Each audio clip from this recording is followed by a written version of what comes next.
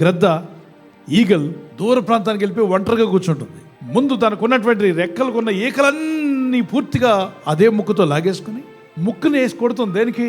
రాయికేసి కొడుతుంది. కొట్టి కొట్టి కొట్టి అది చిట్లిపోయి ముక్కు కూడా ఊడిపోతుంది, ముందు కొన ఊడిపోతుంది.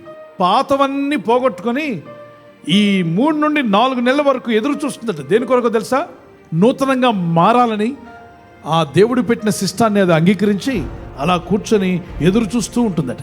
తర్వాత ఆటోమేటిక్గా నూతన వెంట్రుకలు వచ్చేస్తాయి, దానికి ఉన్నటువంటి ఈకలని నూతనంగా రెక్కలు వచ్చేస్తున్నాయి. తర్వాత ముక్కు కూడా పెరుగుతుందట. దాని ముక్కు ఇంతకు ముందు లేని నూతన బలము, నూతన శక్తి, నూతన ఆరోగ్యంతో అది ఎగురుకుంటూ మళ్ళా ఆహారం తీసుకోవడానికి వచ్చేస్తుంది.